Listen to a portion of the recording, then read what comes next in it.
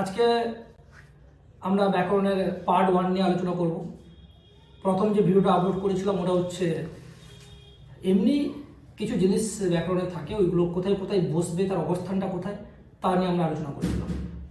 আজকে হচ্ছে ব্যাকরণের পার্ট 1-এর যে আলোচনা হবে সেটা হচ্ছে প্রাথমিক যে ধারণা, প্রথম থেকে। দেখো, একটা সত্যি কথা বলতে কি, এখন বিভিন্ন স্যারেরা তাদের সারা জীবন পড়াশুনো করেছেন, নানান রকম অভিজ্ঞতা তাদের বিভিন্ন ব্যাকরণ বইতে উপস্থাপন করেছেন। আমি নতুন কিছু গবেষণা করছি না, কিছু না। ওই বিভিন্ন স্যারেদের বই পাঠ করার পর আমার মনে হলো যে কিছু জিনিস যখন আমি পড়াশুনো করতাম আমার কিছু সমস্যার মধ্যে আমি সম্মুখীন হয়েছিলাম।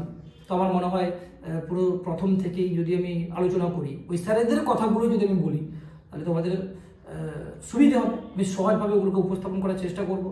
আর আমি আজকের ভিডিওতে অনেক কিছু মজার টুইস্ট থাকবে। প্রথম হচ্ছে আজকের যে পুরো ভিডিওটা হবে সেটা হচ্ছে অধ্যাপক মিহির চৌধুরী কামিল্লা স্যারের বই থেকে আমি কিছু তথ্য তোমাদের কাছে উপস্থাপন করবো। এবং স্যারের এই বইটা যদি কেউ কেনো না, তাহলে সত্যি বলছি ব্যাকরণ সম্পর্কে অনেকটা অনেকটা অনেকটা বেশি জেনে যাবে। তো ডক্টর মিহির চৌধুরী কামিল্লা মহাশয়কে আমি আন্তরিকভাবে অনেক প্রণাম জানাই, অনেক শ্রদ্ধা জানাই। স্যার, আপনার জন্যই, আপনার বই পড়ে আমি আজকে ভিডিওটা বোঝাবো, আজকের যে পার্টটা আমি আজকে বোঝাবো। তো স্যার, যদি আপনি কোনোদিন আমার এই ভিডিও যদি আপনার কাছে আমি আন্তরিকভাবে শুভেচ্ছা জানাচ্ছি। আর আজকের এই ভিডিওটা শুধু আমি উৎসর্গ করতে চাই আমার প্রিয় শিক্ষক মহাশয় ডক্টর কালীপ্রসাদ চ্যাটার্জি মহাশয়, যার কাছ থেকে আমি ব্যাকরণের যে বেসিক ধারণা, ব্যাকরণ কীভাবে, তার যে প্রাথমিক ধারণাগুলো আমি স্যারের কাছ থেকে শিখেছি। তো আজকে উৎসর্গ হচ্ছে ডক্টর কালীপ্রসাদ চ্যাটার্জি মহাশয়কে। স্যার, যদি কোনো কারণে আমার ভিডিও আপনার কাছে পৌঁছায়, তাহলে অনেক আমার সশ্রদ্ধ প্রণাম আমি পায়ে অর্পণ করছি। চলো, নমস্কার, আমার নাম নন্দদুলাল মান্না, তোমাদের সামনে আজকে নতুন ভিডিওতে উপস্থাপন। আজকের বিষয় হচ্ছে বর্ণ এবং ধ্বনি। এটা আমি প্রথম ভিডিওতে আমি খুব একটা গভীরে আলোচনা করছিলাম না। আজকে শুধু ধীরে ধীরে পার্ট 1-এ আমি আলোচনা করব। আর পার্ট 1টা যদি ভালো লাগে তোমাদের, তাহলে কমেন্ট করো, পার্ট 2 আমি খুবই শীঘ্রই বের করব। তো চলো, আমি আজকে কিছু বোঝাচ্ছি।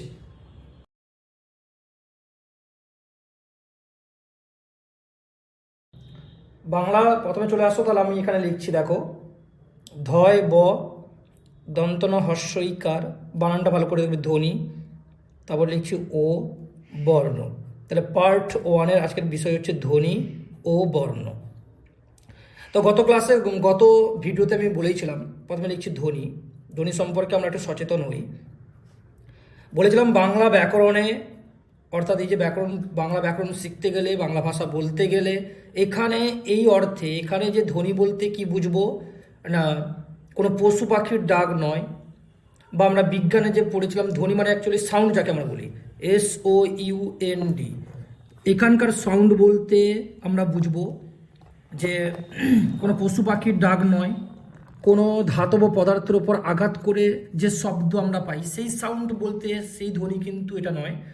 বাংলা ব্যাকরণে ধ্বনি বলতে এখানে শুধুমাত্র বোঝাবে মানুষের কণ্ঠ থেকে নিঃসৃত স্বর, অর্থাৎ মানুষের কণ্ঠ থেকে সেই স্বরটাকে নির্গত হতে হবে, তাকেই আমরা এখানে বাংলা ব্যাকরণে ধ্বনি বলবো। তাহলে কথা হচ্ছে, আমি রাস্তার ওপর দিয়ে চলে যাচ্ছি, কোনো শুকনো পাতা বা খড়টর পড়ে আছে, তার উপর মারিয়ে আমি চলে গেলাম, তাহলে একটা মর্মর একটা আওয়াজ পেলাম। পাখি গাছের ডালে বসে ডাকছে, তাহলে সে একটা প্রাণী, তাহলে পাখি তো প্রাণী, তার কণ্ঠ থেকে একটা স্বর বেরোয়, পাখির যে আমরা কুজন শুনতে পাই, সেগুলো কিন্তু ধ্বনি নয়। তাহলে ধ্বনি বলতে, সহজ কথায় বলতে গেলে, মানুষের মুখ থেকে নিঃসৃত স্বর হতে হবে, তাকে আমরা ধ্বনি বলবো। এই হচ্ছে কথা, আর কিছু না। তাহলে সহজ জিনিস বিষয়টা। এবার কথা হচ্ছে, মুখ থেকে বেরোলে সেটা যে স্বরটা বেরোবে সেটা হচ্ছে ধ্বনি।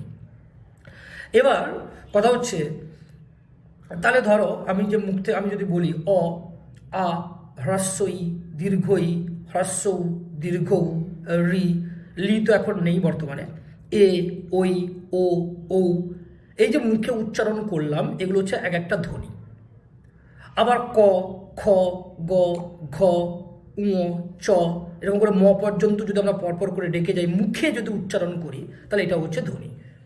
তো এবার কথা হচ্ছে, এগুলোকে যখন আমি লিখে ফেলবো, আমি লিখে পেলাম, এখানে আমি সুন্দর করে লিখে পেলাম, অটাকে আমি মুখে না বলে আমি এখানে অ লিখে ফেললাম, বেশ। আটাকে আমি লিখে ফেললাম, হ্রস্বই সেটাও লিখে ফেললাম, এরকম করে চলতে থাকবে। ক লিখে ফেললাম, খ, গ, গ, আমি ডট ডট দিয়ে দিচ্ছি এগুলো। তারপরে চলে আসো ম, তাহলে এত দূর পর্যন্ত লিখে ফেললাম। তাহলে এগুলো সবই হচ্ছে মুখে যখন উচ্চারণ করছি, মুখে যখন উচ্চারণ করব তখন হবে ধ্বনি। আর যখন এই যে লিখে ফেললাম তখন এটার নাম হয়ে যাবে কি বর্ণ। তাহলে এখান থেকে কি বুঝলাম, তাহলে এই একই জিনিসটাই, তাহলে ধ্বনি আর বর্ণ প্রায় একই রকম, শুধু আমাদেরকে তফাৎটা একটু বুঝতে হবে। যখন অটাকে আমি মুখে উচ্চারণ করব, অর্থাৎ মানুষের কণ্ঠ থেকে যখন নিঃসৃত হবে তখন এই অটা হয়ে যাবে ধ্বনি।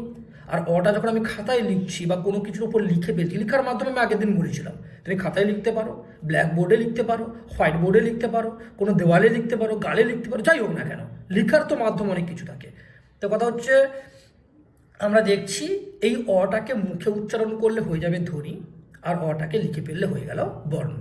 তাই বলা হয় ধ্বনির লিখিত রূপকে বলা হয় কি বর্ণ।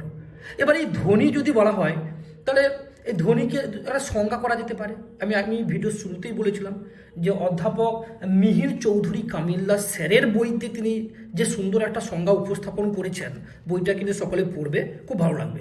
তিনি স্যার বলছেন যে দেখো, মানুষের কণ্ঠ থেকে মানে মানুষের গলা থেকে, মানুষের কণ্ঠ থেকে নিঃসৃত স্বর বায়ুস্তরে শোনার মতো যে স্পন্দন তোলে তাকে বলে ধ্বনি। অর্থাৎ দেখো জিনিসটা আমি বুঝিয়ে দিচ্ছি, কীরকম বিষয়টা আমি বুঝিয়ে দিচ্ছি। সংজ্ঞা তো বইতে পেয়ে যাবে, স্যারের বই কিনলে তোমরা সেখান থেকে সংজ্ঞা পেয়ে যাবে, কিন্তু কথাটা আগে বুঝো তিনি স্যার কি বলতে চাইছেন। স্যার যে দীর্ঘদিন এত কষ্ট করে বইতে লিখেছেন সেই জিনিসটা আমরা না পড়ে বলে দিচ্ছি ব্যাকরণটা খুব কঠিন, কঠিন নয় তো, জিনিসটা খুবই সহজ।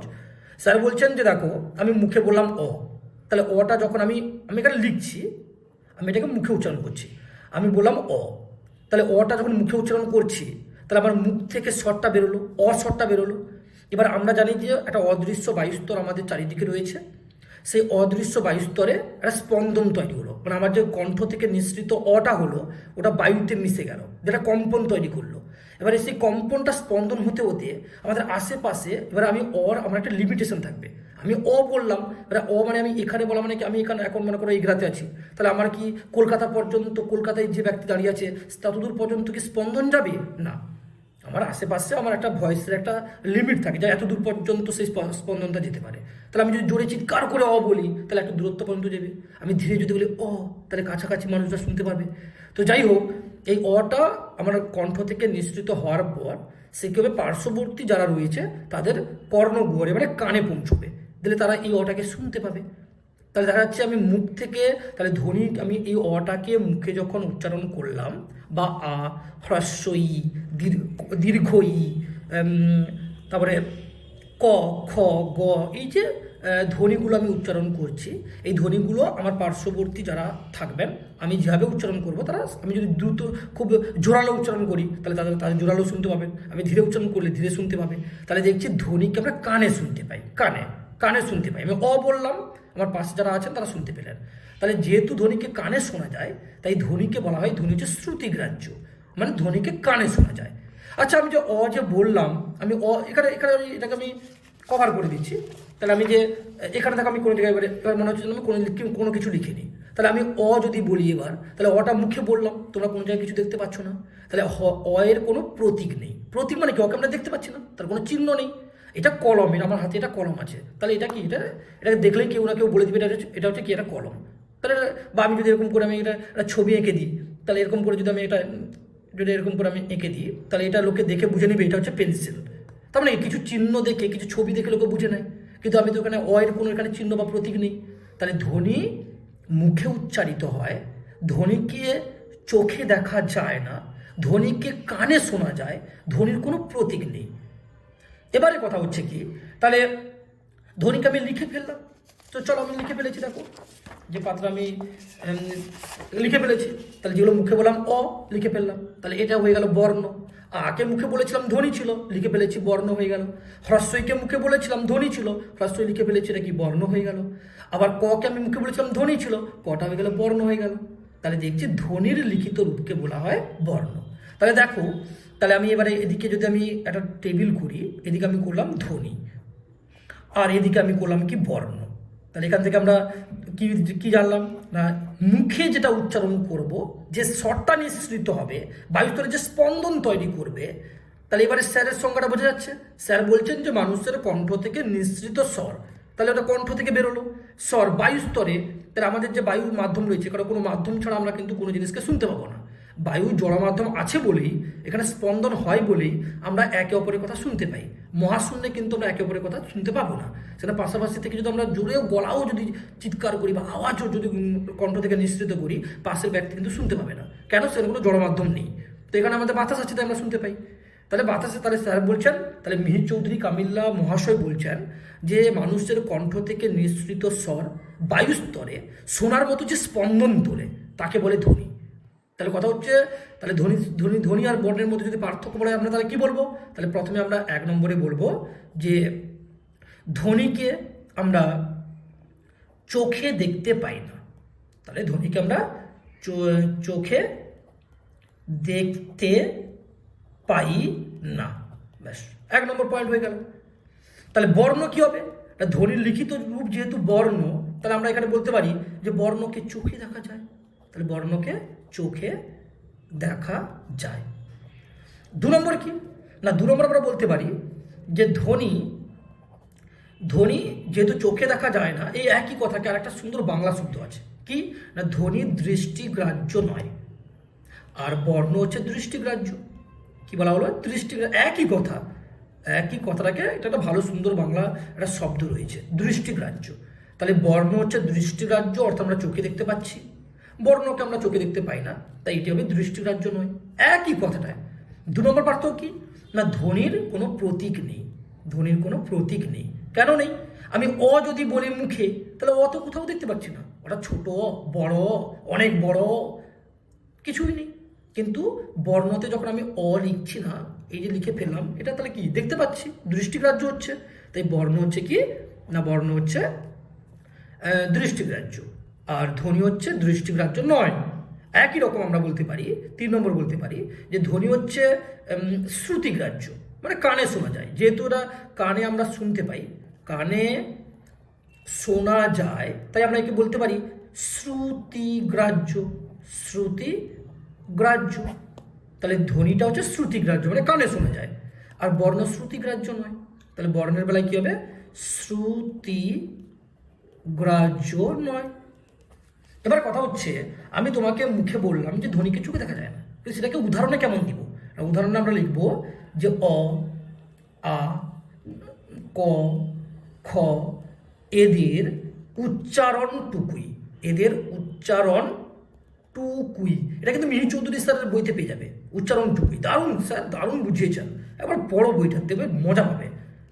আর এখানে কি লিখবো? তাহলে দেখছি অ, আ, ক, খ যখন এদেরকে আমি মুখে উচ্চারণ করছি, তখন এটা হয়ে যাবে কি ধ্বনি। এদের উচ্চারণটুকুই যখন উচ্চারণ করব। আর যখন এদেরকে লিখে ফেলবো, তখন কি হয়ে যাবে? এমনি যে তখন লিখলো অ, আ, এদের লিখিত রূপ। এদের কি লিখবো? লিখিত রূপ। তাহলে এদের লিখিত রূপ মানে আমরা লিখে ফেলেছি, এদের লিখিত রূপকে আমরা বর্ণ বলবো। তাহলে অনেকগুলো পার্থক্য আমরা পেয়ে গেলাম। তাহলে ধ্বনিকে চোখে দেখতে পাই না, বর্ণকে চোখে দেখতে পাই। অর্থাৎ সেইটাকে যদি সুন্দর করে বলা হয়, ধ্বনি হচ্ছে দৃষ্টিগ্রাহ্য নয়, বর্ণ দৃষ্টিগ্রাহ্য, মানে চোখে দেখা যায়। আবার অপরদিকে আমরা দেখলাম যে ধ্বনি হচ্ছে কানে শোনা যায়, ভালো করে বাংলায় বললে ধ্বনি হচ্ছে শ্রুতিগ্রাহ্য, আর বর্ণকে আমরা কানে শুনতে পাই না, বর্ণকে দেখতে পাই। আরে ও এমনি যে অ আছে, ও এরা কি করে আওয়াজ করছে না, এটাকে দেখতে পাচ্ছি। তাহলে এরা হচ্ছে তাহলে এরা শ্রুতিগ্রাহ্য নয়। আর উদাহরণ বলতে গেলে অ, আ, ক, খ এদের উচ্চারণটুকুই হচ্ছে ধ্বনি, আর অ, আ এদের লিখিত রূপকে আমরা কি বলবো? বর্ণ বলবো। তাহলে এখান থেকে আমরা 2টো সংজ্ঞা আমরা পেয়ে গেলাম। প্রথমে আমরা পেয়ে গেলাম কি ধ্বনির সংজ্ঞা। তাহলে ধ্বনির সংজ্ঞা তো স্যার যেটা বলেছেন, দারুণ সংজ্ঞা বলেছেন, যেটা আগে বলা হলো। অর্থাৎ মানুষের কণ্ঠ থেকে নিঃসৃত স্বর বায়ুস্তরে সোনার মতো যে স্পন্দন তোলে তাকে বলে ধ্বনি। 2 নম্বর আমরা কি আসবো? বর্ণ। তাহলে বর্ণ কি বলবো না, ধ্বনির যে লিখিত রূপ। তাহলে ধ্বনির লিখিত রূপকে আমরা কি বলবো? ধ্বনির লিখিত রূপকে আমরা বর্ণ বলবো। তাহলে দেখছি, যদি আমি একটা তোমাদেরকে আমি বলি, তাহলে আমি বললাম পয় আকার, তয় আকার পাতা। আমি বললাম কলম, কলম। আমি বললাম আচ্ছা কলম বললাম, তারপরে বললাম ব হ্রস্বই, তারপরে ধরো বললাম আম, আম। তারপরে বললাম ধরো গয় আকার ছ, গাছ। তারপরে ধরো বললাম দন্তন্য দয় দীর্ঘইকার নদী। তাহলে কি বলতো, তাহলে এগুলো হচ্ছে কি শব্দ। তাহলে এগুলোকে বলা হবে কি শব্দ। তাহলে এখান থেকে তোমরা কিন্তু একটা মজার জিনিস শিখছো। তাহলে পাতা, কলম, বই, আম, গাছ, নদী, এদেরকে আমরা প্রত্যেককে বলবো শব্দ। আচ্ছা, এটা ভালো করে দেখো তো, পাতা যদি আমরা কাউকে লিখতে বলি, আমরা যদি ধরো মনে করো কেউ বানান জানে না, তাহলে আমরা কীভাবে তাকে লিখতে বলবো? আমরা তাকে বলি না এই প্রথমে প লিখে আকার দে, তারপর ত লিখে আকার দাও। তাহলে প লিখবো, তারপরে বলি আমরা আকার দাও, এই আকারটা এরকম আ লিখবো, আর তকে ত লিখবো, তারপরে আকারকে আ লিখবো। তাহলে পাতা, তাহলে প যোগ আ যোগ ত যোগ আ, পাতা হলো। কলম, তাহলে মুখে উচ্চারণ করো ক, ক যোগ অ। ল, ল যোগ অ। ম, ম যোগ অ, কলম। বই, ব, তাহলে ব যোগ অ। ই, হ্রস্বই যুক্ত, হ্রস্বই করতে হবে, ই আমি এখানে রেখে দিলাম। তারপরে ধরো আম, তাহলে আম, তাহলে আ যোগ ম যদি করা হয়, ম যোগ অ শেষে করতে পারো। গাছ, তাহলে গ যোগ আ যোগ ছ যোগ অ। আবার নদী, তাহলে ন দন্ত ন অ, ন। দি, তাহলে দ যোগ এটা কি হবে দীর্ঘ ই, তাহলে দীর্ঘই কাটা দীর্ঘই, তাহলে দীর্ঘই হয়ে গেল। তাহলে এখানে আমরা দেখলাম যে পাতাকে আমরা পাতাকে যদি আমরা মুখে উচ্চারণ করি, তাহলে বলবো প যোগ আ যোগ ত যোগ আ। তাহলে যখন মুখে প যোগ আ যোগ ত যোগ আ বলবো, তখন এগুলো হয়ে যাবে কি ধ্বনি, ধ্বনিগুচ্ছ। তাহলে ধ্বনিগুচ্ছ বা ধ্বনি সমষ্টি। দেখো সুন্দর করে দেখো, আমি বললাম প, আমি বললাম আ, আমি বললাম ত, আমি বললাম আ, তাহলে এগুলো হয়ে যাবে কি, এগুলো হচ্ছে কি, তাহলে প ধরো বললাম পাতা, তাহলে বললাম প যোগ আ যোগ ত যোগ আ। তাহলে আমি যখন মুখে উচ্চারণ করবো প যোগ আ যোগ ত যোগ আ, তাহলে এগুলো কি একাধিক ধ্বনি বা ধ্বনি সমষ্টি, ধ্বনিগুলো পরপর করে সুন্দর করে আমরা বসিয়েছি। তখন মুখে বললে এটা হয়ে যাবে ধ্বনি সমষ্টি, বা আমরা বলবো ধ্বনিগুচ্ছ। বন্ধ করো, ধ্বনিগুচ্ছ।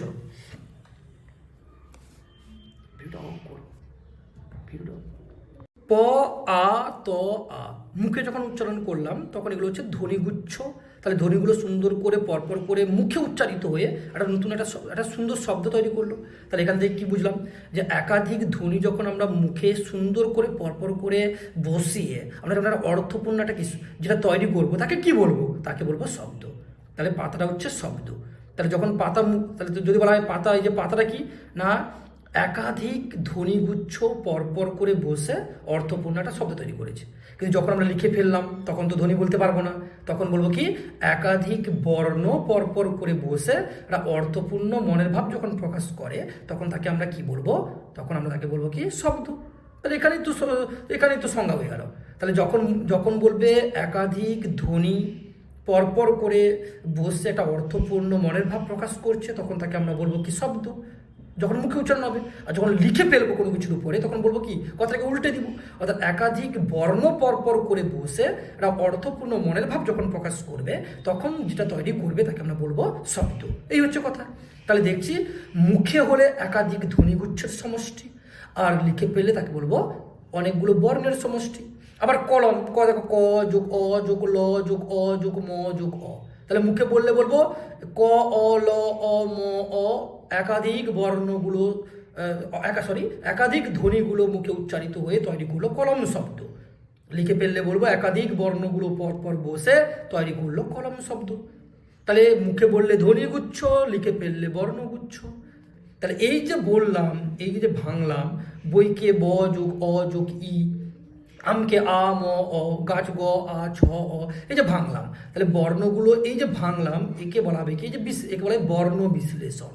তাহলে অনেক সময় আমাদের পরীক্ষায় দেওয়া থাকে ছোটদের, বিশেষ করে ছোটদের যেহেতু আলোচনা হচ্ছে এখানে, আমরা যদি বলি বর্ণ বিশ্লেষণ, তাহলে বর্ণ বিশ্লেষণ, তাহলে কথাটা কি বোঝা গেছে, এখান থেকেই বর্ণ বিশ্লেষণ। অর্থাৎ যদি কোনো সময় পরীক্ষা এসে বর্ণ বিশ্লেষণ করো, আমাদের এইভাবে ভেঙে দেখাতে হবে। অর্থাৎ যেহেতু আমরা লিখছি, তো এইগুলো একটা বর্ণ, আর এই যে বিশ্লেষণটা করলাম এর নামই হচ্ছে বর্ণ বিশ্লেষণ। তাহলে এই পদ্ধতির নামই হচ্ছে বর্ণ বিশ্লেষণ। তাহলে একটা অনেকে অনেকে হয়তো মনের মধ্যে এবারে তোমরা প্রশ্ন করছো, স্যার তাহলে লিখে ফেলেছি যখন, এগুলো যদি বর্ণ বিশ্লেষণকে বলা হয়, তাহলে মুখে যদি এগুলোকে ভাঙি তাহলে কি বলবো, তাহলে ধ্বনি বিশ্লেষণ।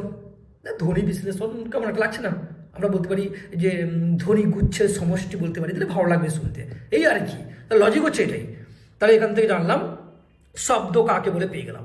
তাহলে ধ্বনি এটা পেয়ে গেলাম। এবারে কথা হচ্ছে, চলো এই যে ধ্বনিকে আমরা, এই যে ধ্বনি আমি এখানে লিখছি ধয় ব দন্ত নয় হস্য ইকার। এই ধ্বনিকে আমরা সাধারণত দুভাগে ভাগ করি, ছোটবেলা থেকে আমরা শিখে আসছি। কি না, এটা হচ্ছে দন্তস্বয় ব বয় শূন্য র বা বয় বিন্দু র, ধয় ব দন্ত নয় হস্য ইকার। এখানে একটা বলে নিই, বাংলায় র 3টা রয়েছে, অনেকে আমরা জানি না। বয় বিন্দু র বলতে পারি বা বয় শূন্য র বলতে পারি, ডয় বিন্দু র বা ডয় শূন্য র বলতে পারি, আবার ঢয় বিন্দু র বা ঢয় শূন্য র বলতে পারি। অনেকে এটা অর্ধ বলে। আসলে এগুলো কিন্তু সঠিক উচ্চারণ নয়।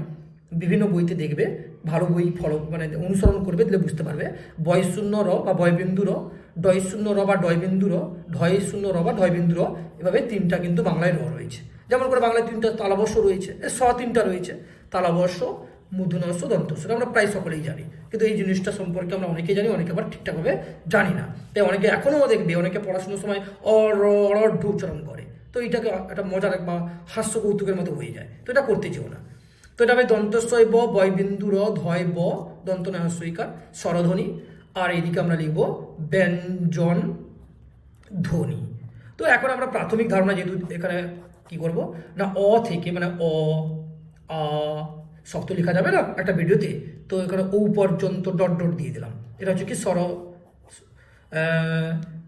আবার বলছি, স্বরধ্বনির মধ্যে পড়বে। অনেকে হয়তো প্রশ্ন করছো, স্যার আপনি তো খাতায় লিখেছেন, তাহলে এগুলো তো বর্ণ হবে। হ্যাঁ, ঠিকই বলছো, কিন্তু আমি পাশে যদি একটা কথা লিখে দিই, আমি যদি এখানে লিখে দিই উচ্চারণটুকুই, তখন তো আর বলতে পারবে না যে লেখা আছে। তাহলে লিখলেও আমি পাশে লিখে দিয়েছি উচ্চারণটুকুই, অর্থাৎ আ হ্রস্বই দীর্ঘ ই, হ্রস্ব উ দীর্ঘ উ, রি নেই, ওই ও এইগুলোকে বলা হবে কি স্বরধ্বনি।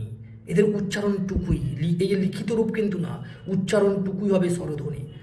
আবার ক থেকে আমরা যদি পরপর এই যে হর্ষ চিহ্ন, মানে এটা হচ্ছে এর নিচে কোনো অন্য কিছু নেই, মানে ক একটা কি ধরলাম আমরা হসন্ত চিহ্ন, এটা হচ্ছে ব্যঞ্জন ধ্বনি হয়ে যাবে। এবার ক খ করে আমরা ধরো ম পর্যন্ত এখন লিখলাম, বাকিটা পরে আলোচনা হবে। যখন আমরা ধ্বনি সংক্রান্ত আমরা গভীরে যাব, তখন আমরা এখানে বিভিন্ন ধ্বনি বা বর্ণগুলো নিয়ে আলোচনা করব। তো এখন মোটামুটি মাথায় ঢোকার জন্য করো, ক থেকে ম পর্যন্ত যেগুলো আছে, তো এগুলোকে আমরা কি বলছি এখন ব্যঞ্জন। এখানে পাশে লিখে দিই উচ্চারণ টুকুই, তাহলে উচ্চারণটুকুই। তাহলে দেখছি, তাহলে স্বরধ্বনির সংজ্ঞা কাকে বলবো, একই রকমভাবে স্যারের বইটা, মানে মিহির চৌধুরী কামিলা স্যারের যে বইতে যে সংজ্ঞাটা রয়েছে বেশ সুন্দর, চলো ওটাই বলা যাক। স্যার বলছেন যে দেখো, মানুষের গলা থেকে নিঃসৃত স্বর, ভালো করে মন দিয়ে শুনবে, মানুষের গলা থেকে নিঃসৃত স্বর স্বাভাবিকভাবে যখন সম্পূর্ণ ও সুস্পষ্ট উচ্চারিত হয়, তাদেরকে বলবো কি স্বরধ্বনি। তাহলে আমি যখন বলছি, ওদের সুন্দরভাবে উচ্চারিত হচ্ছে, হ্রস্বই দীর্ঘই হ্রস্ব রি ওই ও, তাহলে এগুলো হচ্ছে কি স্বরধ্বনি। আবার বলছি, মানুষের গলা থেকে হতে হবে, তাহলে মানুষের গলা থেকে উচ্চারিত যে সকল স্বরগুলো স্বাভাবিকভাবে সম্পূর্ণ সুস্পষ্ট উচ্চারিত হয়, তাদেরকে আমরা স্বরধ্বনি বলবো। তাহলে ব্যঞ্জনধ্বনি কাকে বলবো না ব্যঞ্জনধ্বনি বলবো যে সমস্ত ধ্বনিগুলো স্বরধ্বনির সাহায্য নিয়ে উচ্চারিত হয়, তাদেরকে আমরা কি বলবো ব্যঞ্জনধ্বনি। যেমন ক, তাহলে ক যোগ অ, তাহলে কি যে সকল ধ্বনিগুলো স্বরধ্বনির সাহায্য নিয়ে উচ্চারিত হয়, তাদেরকে আমরা কি বলবো ব্যঞ্জনধ্বনি। হ্যাঁ, অনেকে বলে স্যার এগুলোকে আমরা বাংলার সঙ্গে ইংরেজি একটু মিলিয়ে দেয়, দিয়ে বলে চলো স্বরধ্বনি মানে হচ্ছে ভাউয়েল আর ব্যঞ্জনধ্বনি মানে হচ্ছে কনসোনেন্ট। তো যাই হোক, আমি তো বাংলা পড়াচ্ছি, তো এই বাংলাতে আমি ইংরেজির ছোঁয়াটা নিয়ে আসছি না, এখানে একটু রাখলাম। যখন ইংরেজি বিষয়ে আমার একটা ছোটোখাটো আমাদের ভিডিও আসতেই থাকবে, তো এখন এটা নিয়ে একটু বুঝো। তাহলে দেখছি স্বরধ্বনি বলতে এটুকুই বুঝলাম যে মানুষের গলা থেকে নিঃসৃত স্বর যখন স্বাভাবিকভাবে সম্পূর্ণ সুস্পষ্ট উচ্চারিত হবে, তখন তাকে আমরা বলবো স্বরধ্বনি। আর যে ধ্বনি স্বরধ্বনির সাহায্য নিয়ে উচ্চারিত হবে, তাকে আমরা ব্যঞ্জনধ্বনি বলবো। তাহলে এখানে অটাকে ব্যঞ্জনধ্বনি বলবো না, এই ক আর অ যুক্ত হয়ে যে ক তৈরি করলো, এই কটাকে আমরা বলবো ব্যঞ্জনধ্বনি। তাহলে ক খ গ ঘ এগুলো সব চলতেই থাকবে, এগুলো হচ্ছে ব্যঞ্জনধ্বনি। তাহলে স্বরধ্বনিকে আমরা তাহলে দেখলাম ধ্বনিকে দুরকমভাবে ভাগ করা যায়, স্বরধ্বনি ব্যঞ্জনধ্বনি। আবার বলছি, থেকে শুরু করে ও ও পর্যন্ত এদের উচ্চারণটুকুই হচ্ছে স্বরধ্বনি, উচ্চারণটুকুই, লিখিত রূপ না।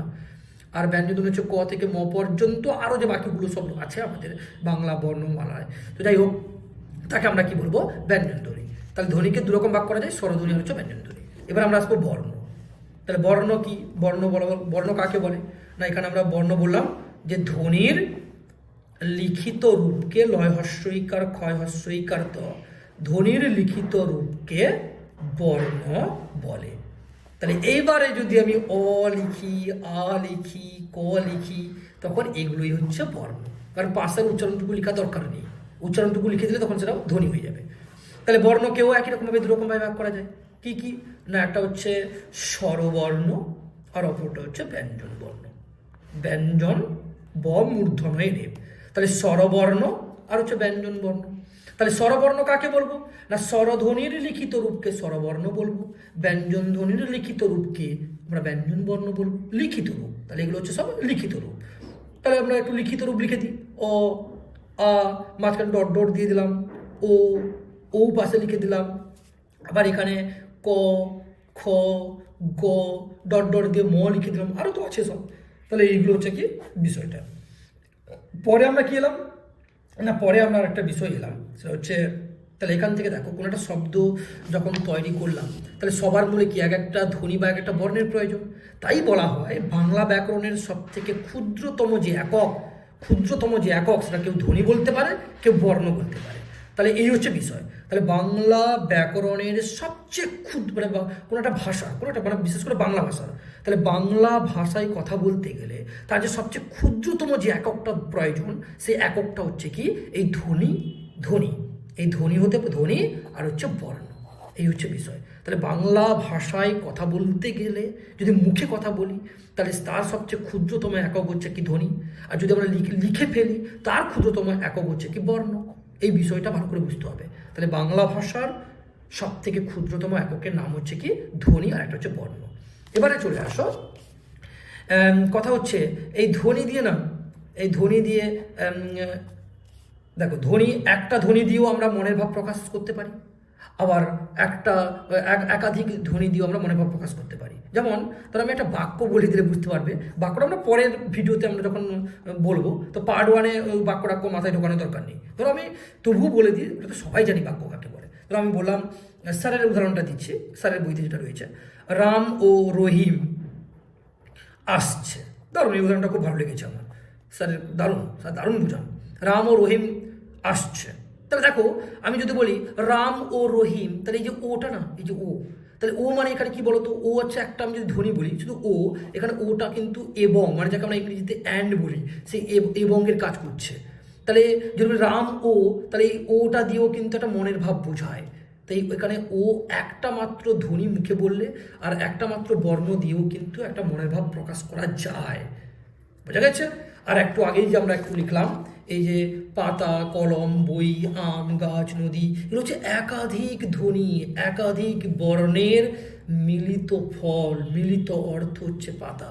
তাহলে ধরো আমি যদি আমি লিখে দিই, ধরো ভয় আকার ত, তাহলে ভ যোগ আ যোগ ত যোগ অ, এটা হলো ভাত।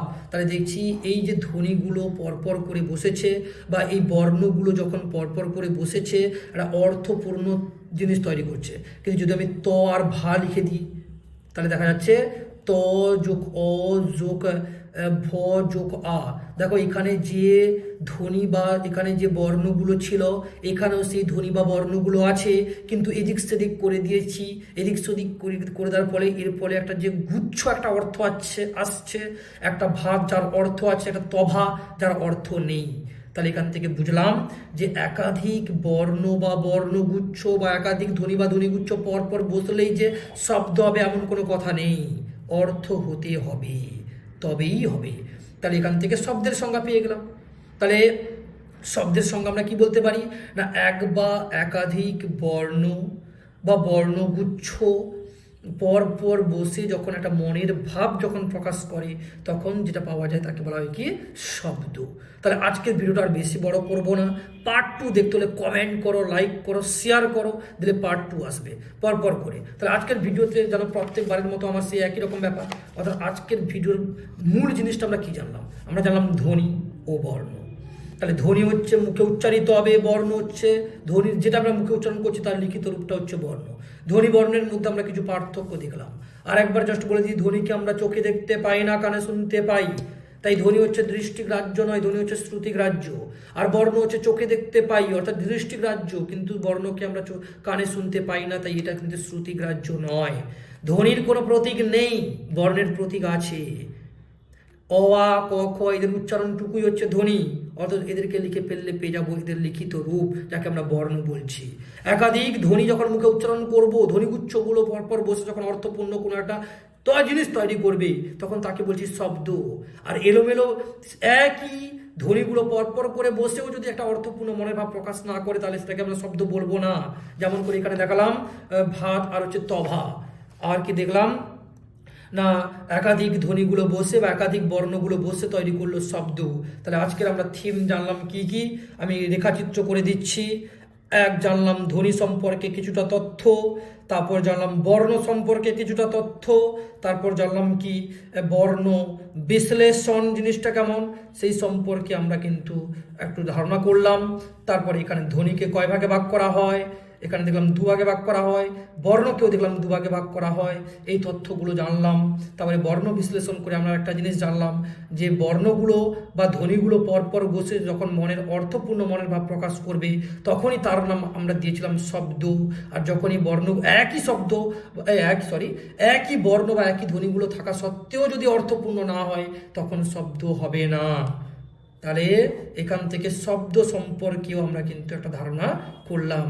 পার্ট 2 এর জন্য অপেক্ষা করো, জলদি আসবে।